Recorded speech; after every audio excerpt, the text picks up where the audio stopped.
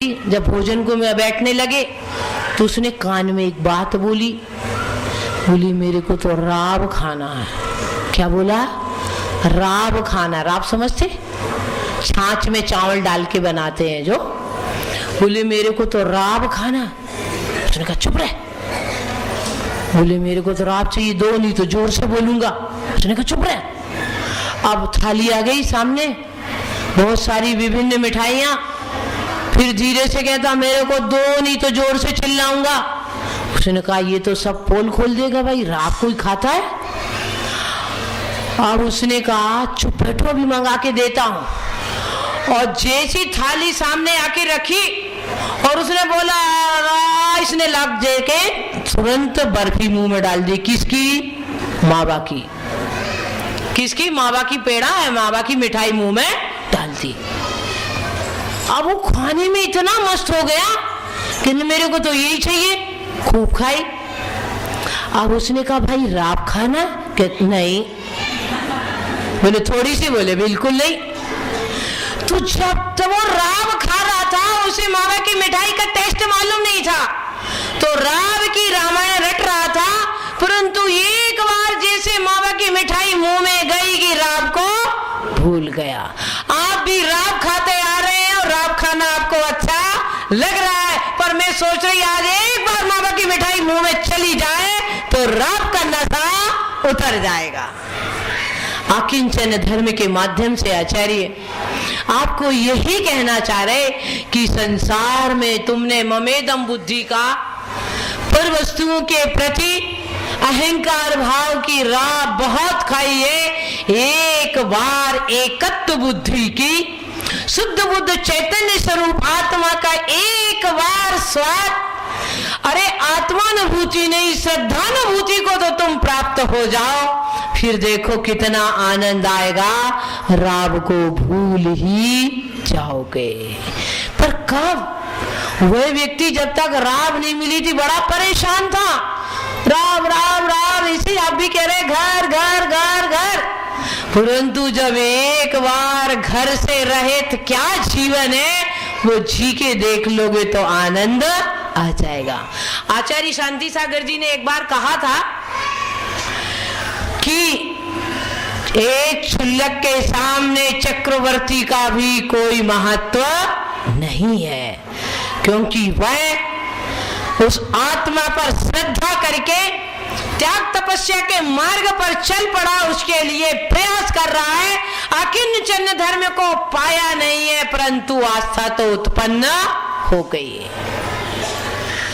आचार्य दस धर्म के माध्यम से आपको यही बता देना चाहते हैं, क्यों कि जब दृष्टि बदल जाती है तो सृष्टि बदल जाती है।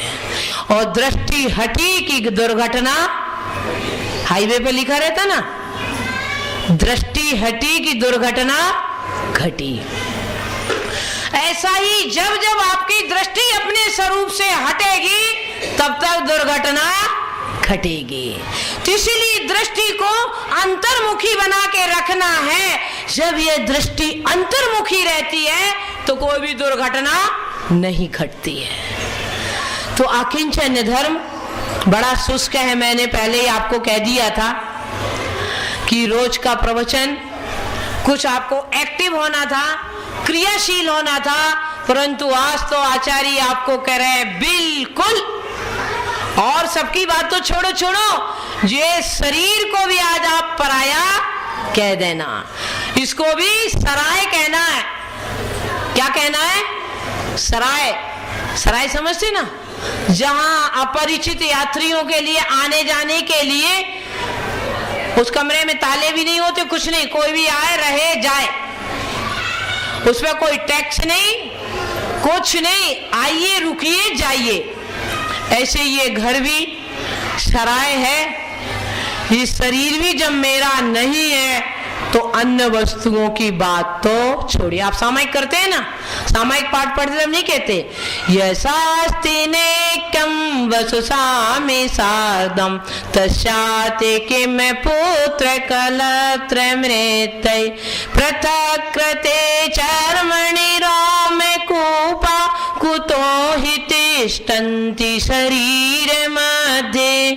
हे आत्मन, ये शरीर का एक रोम भी तेरा नहीं है। संसार में एक रोम, इस शरीर में इतना बड़ा शरीर दिख रहा है, एक रोम भी तेरा नहीं है। फिर संपूर्ण शरीर की तो बात छोड़ो, इस शरीर के आश्रित जितने संबंध है वही भी तेरे नहीं है। माता जी ऐसा मत करो, आज घर में हमें घुसने नहीं मिलेगा। जब आपने कह दिया अगर हमारा कोई नहीं है तो ये हमें घर में प्रवेश नहीं करे, पहले हमारे से आइडेंटिटी कार्ड पूछेंगे कि हम तुम्हारे हैं या नहीं। परंतु वास्तव में यदि मुमुक्षु है तो यही कहेगा कि नदी नाव संयोग मिले, हम हैं और आप। कल तो आचार्य ने आपसे क्या कहा था, तेरा तेरा है और मेरा मेरा है। आज आचार्य क्या कह रहे हैं, उसका तो तेरा नहीं है, तेरा भी तेरा नहीं है। हाँ, जब बोली लगती है आप सुनते हैं ना, 1313, उसको थोड़ी स्टाइल चेंज करके बोलो, 1313। यूं तो आप बोलते 1313, पर उसमें से अनुस्वार 1313, अनुस्वार निकाल दीजिए। 100 बोलने के लिए अनुस्वार लगाते 1313, परंतु अनुस्वार निकाल दो 1313। जो तेरा आत्म तत्व है वही तेरा है, अन्य कोई तेरा नहीं है। मत कर मेरा मेरा, कुछ भी नहीं है तेरा। आज इस अमृत तत्व को आचार्य आपको पिला देना चाह रहे हैं, क्योंकि संसार में अनेक वस्तुएं पुनः पुनः प्राप्त हो जाती हैं, सब चीज बार बार प्राप्त होती है, पर आचार्य कहते धन कन कंचन राज सुख सबई सुलभ कर जान, दुर्लभ है संसार में। याद तो है माता जी, है दूसरे को सुनाने के लिए। इस बात पर धन कन कंचन राज सुख सबई सुलभ कर जान, दुर्लभ है संसार में एक यथार्थ ज्ञान। आत्मा के यथार्थ स्वरूप का बोध हो जाना यही दुर्लभ है। रायचंद जी को आप जानते हैं, आपके नगर से अच्छा संबंध है। रायचंद जी और चंपत, बैरिस्टर चंपत राय का भी बड़ा अच्छा संपर्क था, और बैरिस्टर चंपत राय से प्रभावित थे महात्मा गांधी। और महात्मा गांधी ने जब चर्चिल को एक पत्र लिखा तो उन्होंने, महात्मा गांधी ने चर्चिल को जब पत्र लिखा तो उसमें लिखा कि मेरी इच्छा होती कि मैं जैन मुनि बनूं। तो चर्चिल ने महात्मा गांधी से जैन मुनि के बारे में विस्तृत जानकारी ली कि जैन मुनि की चर्या कैसी होती है। तब चर्चिल ने महात्मा गांधी को पत्र लिखा कि मेरी भी इच्छा है कि मैं जैन मुनि बनना चाह रहा हूं। भर्तृहरि शतक में भर्तृहरि ने लिखा वैराग्य शतक में कि वह दिन कब आएगा जब मैं पानी पात्र में आहार करूंगा और जंगल में बास करूंगा। आप भी गुजराती में कहते हैं ये वो दिवस क्या रे आवछो, बीजा ने संभड़ाओ छो। बात दूसरे को सुना तो देना है कि ये वो दिवस क्या रे आवछो, पर चिंतन नहीं है। भजन के लिए तो है, पर जीवन में आचरण के लिए नहीं है। जागना पड़ेगा।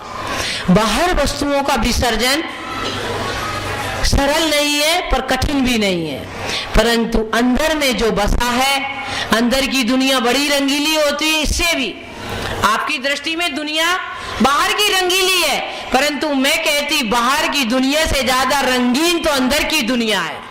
जब अंदर की दुनिया उसे रंगीन लगती है तो बाहर की रंगीन दुनिया बसाने में लग जाता है। तो पहले तुम्हें अपनी अंदर की दुनिया छोड़नी पड़ेगी। माता जी हमारी दुनिया आपको कैसे मालूम है? आप कहोगे माता जी हमारी दुनिया आपको कैसे मालूम है? आपकी वही घिसी पिटी। अगर अंदर कोई दुनिया नहीं होती तो आप दुनिया में फंसे नहीं होते। अंदर कोई न कोई ऐसी शक्ति बैठी है, कोई न कोई मोह भाव बैठा है जो आपको फंसा के रखता है। अंत में आपको एक छोटी सी कहानी सुनाऊंगी, शायद वह कहानी आपको जगा दे और बंद करूंगी। ऐसा ही समय था, परंतु ऐसा समय कथानक का अंत था। वह समय प्रातः काल का समय, जब आदमी अपने घर में बच्चे सभी चाय पी लेते हैं। ये केले की आवाज है। तो सब बच्चे चाय पी के बाहर खेलने गए और संयोग से सामने बहुत सारी रेत पड़ी थी। किसी बच्चे ने अपनी मारुति कार बना ली, किसी ने कोई अपनी गाड़ी बना ली, किसी ने दुकान बना लिया, किसी ने अपना स्कूल बना लिया, किसी ने अपना ऑफिस बना लिया और आराम से खेल रहे थे। इतने 12 बजे के करीब माँ ने आवाज दी, बेटे घर आ जाओ, तड़तड़ाती धूप है, धूप में मत खेलो, घर आ जाओ। बच्चों ने कहा जी माँ आता हूँ। मम्मी अंदर गई, माँ अंदर गई, बच्चे पुनः खेलने लगे। फिर एक बच्चे की माँ ने आवाज लगाई, बेटा तड़तड़ाती धूप है, तबीयत बिगड़ जाएगी, घर आ जाओ। कुछ बच्चे तो अपने घर चले गए क्योंकि उन्हें भूख भी लग चुकी थी। फिर 3-4 बजे के करीब माँ ने देखा बच्चे सुबह चाय पी के निकले, अभी तक घर में नहीं आए और वह खेल रहे हैं। माँ ने फिर आवाज लगाई कि बच्चे अब तो घर आ जाओ, सब भोजन बन गया, खाने के लिए आ जाओ। बच्चों ने कहा हाँ। उसमें से कुछ बच्चे फिर चले गए। अब धीरे धीरे यही समय हो गया जो अभी हो गया, पर बच्चे अपनी उसी में दुनिया बसा रहे थे। कोई ओलंपिक खेल कर रहा था, कोई एशियाड खेल खेल रहा था, कोई अपनी फैक्ट्री बना रहा था, उसी में मस्ती से आनंद से खेले जा रहे थे। धीरे धीरे बादल आ गए, बरसात आ गई, माँ ने आवाज लगाई, फिर कुछ बच्चे चले गए, परंतु कुछ बच्चे ऐसे थे वो खेलते ही रहे। जो चले गए, जो कुछ बनाया था हाथ से, आपने देखा बच्चे का स्वभाव रहता, वो खेलते रहते, जाने लगते तो उसमें एक लात मार देते हैं। तो जो जो बच्चे जाते रहे थे वो एक एक लात मारते जा रहे थे, अपना घरौंदा, अपनी दुनिया तोड़ते जा रहे थे। परंतु कुछ बच्चे लास्ट तक, अंधेरा होने तक बैठे रहे, बैठे रहे, बैठे रहे। अब मुझे नहीं मालूम आप कौन से बच्चे हैं।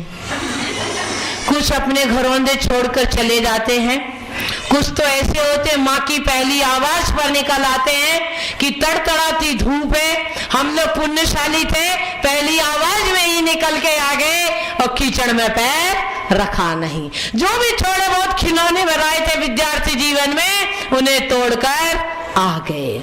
कुछ पुण्यशाली जी होते हैं कि संसार में फंसने के बाद भी अपने कर्तव्यों को पूर्ण करके गुरु की आवाज पर अपने घर की ओर आ जाते हैं। जो घरौंदे बनाए हैं उन्हें तोड़ देते हैं।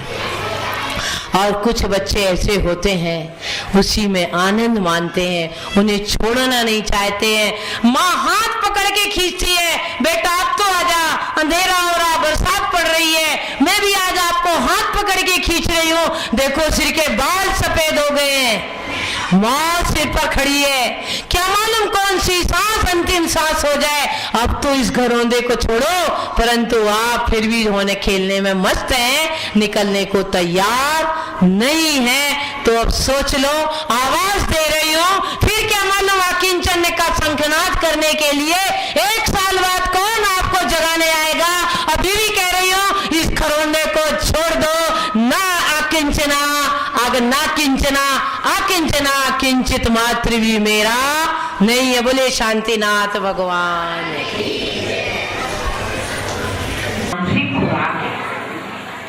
जागतों के द्वारा हम अपने मन को केंद्रित करते हैं और उस समय जो कषायमंद होती है, परिणामों में जो विशुद्धि आती है, उससे हमारी पाप प्रकृतियां संक्रमित होकर या तो पुण्य रूप परिवर्तित होती है या उनका स्थिति जो है वह कुछ आकर्षित होके, यानी कि फल देने की शक्ति थोड़ी क्षीण होगी। इसीलिए पुण्य संपादन के लिए ग्रस्त जीवन में यदि कोई सरल तरीका है नहीं माता जी, स्वाध्याय होता नहीं है, समझ में नहीं आती, विषय अंडरस्टैंड नहीं होता है। परंतु जाप सीधा सरल सीधा मन से जुड़ता है। तो ये जाप अनुष्ठान में आप सभी को बहुत अच्छे से भाग लेना। जाप अनुष्ठान के बारे में मैं पुष्प कुंज में प्रतिदिन जब प्रवचन करूंगी, 17 तारीख को, हाँ 17 तारीख को सुबह 17 से लेकर 24 तक प्रवचन चलेगा। 25 के सुबह बताऊंगी कि किस माला से जाप करने से किस प्रकार के फल की प्राप्ति होती है। क्योंकि मैंने अभी आप जिस बात पर प्रवचन किया उसको गले उतारने वाला 1%, जीवन में उतारने वाला 1 पॉइंट या 2 पॉइंट। साधु कितने हैं और श्रावक कितने?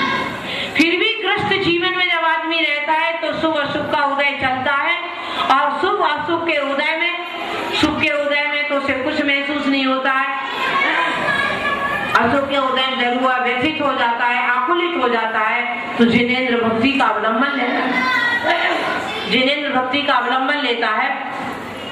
तो जाप अनुष्ठान के माध्यम से आचार्य प्रणीत में आपको विवेचना बताऊंगी कि ओम ह्रीम नमः के जाप से आचार्य ने मंत्र शास्त्र में कहा है, अपने आप में मंत्र तो हर मंत्र ही अपनी एक ऊर्जा होती है, परंतु ओम ह्रीम नमः मंत्र बुद्धि का एक मंत्र विशेष रूप से माना जाता है। और उसी मंत्र शास्त्र में लिखा है, जो व्यक्ति इसका 1 करोड़ जाप करता है श्रद्धा पूर्वक तो वचन सिद्धि प्राप्त होती है। तो इस प्रकार इस मंत्र की जो कमेटी वालों ने अपने डिसीजन लिए कि जो कलश वहां स्थापित किए जाएंगे वह कल्पना मतलब मान के चलिए कि 5 करोड़ जाप से मंत्रित रहते हैं। और जो व्यक्ति मुख्य कलश स्थापित करेगा, समाज का आयोजन है, संपूर्ण समाज मिलकर करेगी, कोई व्यक्ति विशेष का आयोजन नहीं है। संपूर्ण समाज की सुख शांति समृद्धि इसमें निहित है। देश में, राष्ट्र में, नगर में सभी सुख शांति समृद्धि हो और आत्मिक शांति भी हमें प्राप्त हो, इसके लिए संकल्प किया जाता है। आए दिन हम देखते हैं हमारे राष्ट्र में भी अनेक प्रकार की आपदाएं, विपदाएं, प्राकृतिक विपदाएं भी आती रहती हैं। तो हम आहुति करेंगे।